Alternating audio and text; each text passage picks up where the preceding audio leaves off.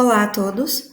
Nesse segundo Simpósio Brasileiro de Cidade, Paisagem e Natureza, apresento o trabalho intitulado Contrastes do Desenvolvimento Urbano de Bauru, Favela e Enclaves Fortificados do Jardim Nicéia, que foi submetido nesse evento na categoria Artigo Completo, com eixo temático Planejamento da Paisagem Urbana. Esse trabalho foi elaborado por mim, Ana Beatriz Krause, discente do Programa de Pós-Graduação em Arquitetura e Urbanismo da Unesp Bauru, com orientação do professor Jefferson Goulart. As informações contidas nessa apresentação apontam resultados parciais da pesquisa desenvolvida em nível de mestrado, realizada com apoio da CAPES. Este trabalho tem como principal objetivo analisar as características marcantes no processo recente de urbanização do município de Bauru, relacionando-as com o surgimento de assentamentos precários na forma da favela e com o fenômeno de segregação contemporânea dos enclaves fortificados. Como objeto de análise, toma-se a favela do Jardim Nicéia, localizada entre condomínios fechados na zona sul do município. A introdução desse trabalho apresenta algumas definições. Primeiro, são definidas a favela e a segregação socioespacial, para em seguida relacionar esses dois fenômenos. Posteriormente, é feita uma exposição breve de como esse cenário se estabelece no interior paulista. Nesse sentido, também é preciso apresentar as políticas públicas que visam o desenvolvimento urbano nas cidades médias, já que o crescimento urbano é ingrediente fundamental tanto para a proliferação quanto manutenção das favelas e das dinâmicas de segregação socioespacial. A favela no Brasil é um organismo plural que se manifesta de diversas formas no território nacional, e por essa razão, e neste trabalho, são feitas considerações mais amplas, com o objetivo de resumir parte das características que essencialmente organizam e constituem uma favela. A favela é, portanto, um território caracterizado pela incompletude de políticas e de ações do Estado.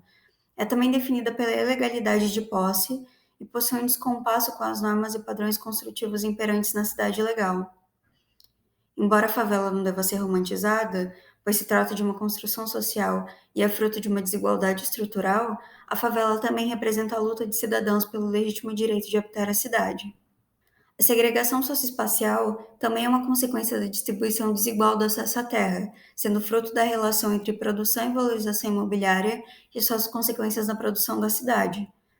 A segregação socioespacial age diretamente no comprometimento do exercício da cidadania, pois se restringe o acesso de parte da população aos produtos e serviços ofertados pelo Estado. Os processos de desconcentração industrial e de interiorização de desenvolvimento entre os anos 60 e 80 reproduziram em várias cidades médias os problemas que antes eram privativos dos grandes centros urbanos, que também passaram a ter em comum um processo de verticalização por volta dos anos 80 nas áreas centrais, com a construção de conjuntos habitacionais e loteamentos populares nas periferias urbanas. Essas dinâmicas colaboraram com a formação de verdadeiros vazios urbanos, gerando uma cidade mais esparsa territorialmente e menos integrada espacialmente. No que se refere ao resultado da pesquisa, foram abordados os seguintes temas: a produção do espaço urbano de Bauru, dados sobre a favelização do município, caracterização do Jardim Nicéia e dos condomínios fechados e como se manifesta a segregação socioespacial.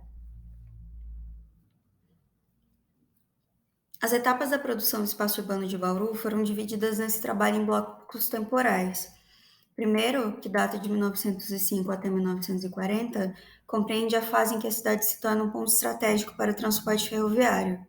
A próxima fase corresponde aos anos 50 e 60, quando o ideal de modernização era difundido pelas elites e governantes locais. Essa almejada modernização viria através de um processo de industrialização que nunca chegou à cidade. Entre os anos 70 e 90, podemos destacar a produção de unidades habitacionais pela Coab Bauru. A expansão urbana da cidade seguiu uma lógica dispersiva, de modo que a maior parte dos núcleos habitacionais, principalmente os públicos, mas não só esses, foi direcionada para as franjas do tecido urbano, caracterizadas pela precária oferta de infraestrutura urbana e afastadas de equipamentos públicos. A provisão habitacional pública teve na Coab Bauru seu principal agente. Um recorte temporal mais recente, entre 1990 e 2020, a cidade de Bauru amplia ainda mais seu perímetro urbano, com a aprovação de novos loteamentos.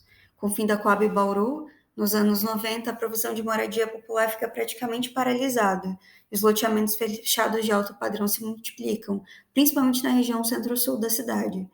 A demanda por serviços nessa região cria uma nova centralidade, com a inserção de novos eixos comerciais que servem à população de alta renda. Neste mapa está destacado em vermelho a localização de Bauru no estado de São Paulo. Este mapa com a evolução do perímetro urbano de Bauru aponta em verde o período de maior crescimento entre os anos 70 e 90. Também é possível observar que parte das manchas amarelas, que correspondem ao crescimento entre os anos 60 e 70, estão localizadas longe do centro estabelecido na época, com o adensamento do entorno registrado apenas nas décadas seguintes. Nessas imagens, vemos o município de Bauru com um zoom feito na região centro-sul da cidade, onde estão demarcados os loteamentos fechados de Bauru, aprovado pela prefeitura nas últimas décadas. Alguns dados sobre as favelas de Bauru. Em 2011, a cidade tinha 22 assentamentos irregulares em áreas urbanas públicas e particulares da cidade, com cerca de 3.162 famílias vivendo nessas áreas. Em 2016, foram detectadas 16 novas áreas, fazendo saltar o número de famílias vivendo em situação de inadequação fundiária para mais de 6.000. Com a revisão do Plano Diretor Municipal, em 2008, foram instituídas algumas importantes ferramentas para o controle do solo urbano, como as zonas especiais de interesse social. O Jardim Nicéia tem a ocupação datada de 1965 e a ocupação irregular coincide com o processo de aprovação de um loteamento aberto na mesma região. No levantamento realizado em 2011, a área aproximada da ocupação correspondia a 56.959 metros quadrados. O levantamento já registra uma grande expansão demográfica, então com 240 famílias habitando o assentamento. No Plano Diretor Municipal de 2008, o Jardim Nicéia foi classificado como ZEIS 1, que são áreas de propriedade particular ocupadas pela população de baixa renda, abrangendo as favelas, em que existe um interesse público na produção e manutenção de habitantes de interesse social, incluindo equipamentos sociais e de geração de renda. Como uma ocupação irregular, o Jardim Nicéia reproduz as dinâmicas contraditórias de segregação descritas por Caldeira, circundado por enclaves fortificados. Uma particularidade especial do Jardim Nicéia, em comparação às ocupações irregulares da cidade, é a sua localização privilegiada no setor sul. 3 loteamentos fechados estão situados no entorno próximo: o Residencial Sauípe, o Odete Tavano e o Jardim Colonial. O condomínio Sauípe tem os muros voltados para o Jardim Nicéia, causando um notável contraste visual entre o formal e o informal da ocupação irregular. A sequência de imagens a seguir tem como objetivo fazer uma análise espacial da região do entorno do Jardim Nicéia, partindo do macro para o micro. Nesta imagem está identificada a localização do Jardim Nicéia na cidade. Essa imagem aponta as principais vias que cercam a região e os equipamentos urbanos mais relevantes próximos à área do Nicéia, como o campus da Unesp e o Hospital Estadual.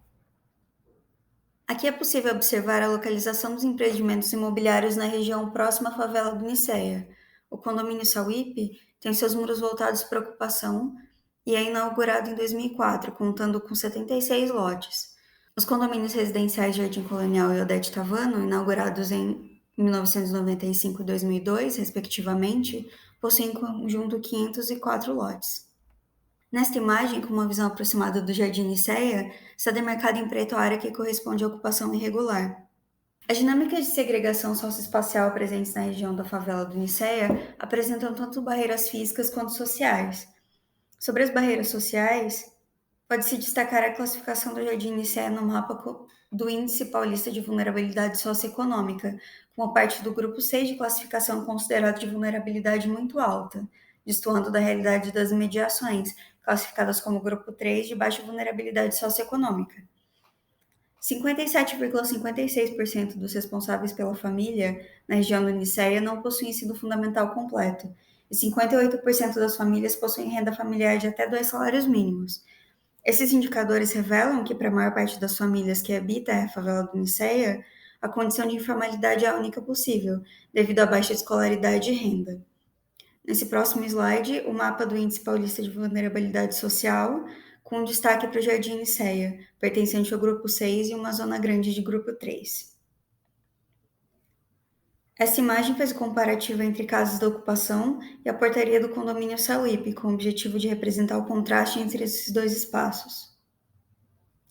Sobre as barreiras físicas, a mobilidade dos moradores do Jardim Nicéia para outras partes da cidade é bastante limitada. Além do cerco de condomínios fechados, a rodovia Marechal Rondon dificulta a passagem dos pedestres aos bairros próximos, já que a passarela não está mais acessível para parte dos moradores após a substituição da rampa por uma escada. A ausência de asfaltamento em grande parte das ruas compromete o acesso dos moradores ao transporte público, que circula apenas nas imediações do bairro, além de dificultar a coleta de lixo.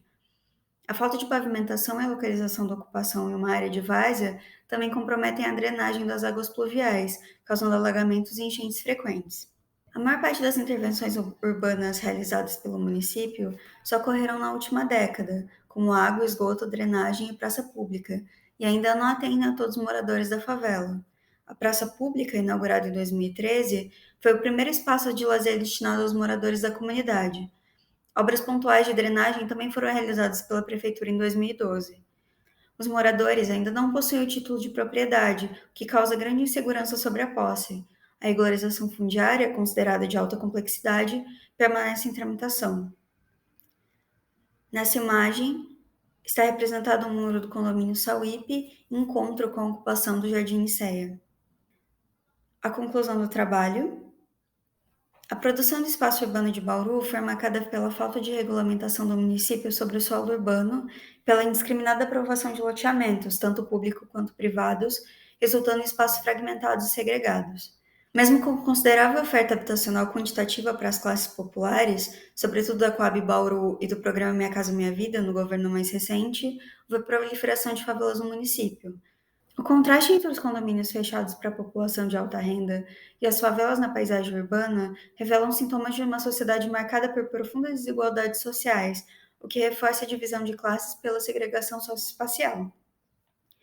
O Jardim Nicéia foi progressivamente rodeado pelos enclaves fortificados a partir dos anos 90.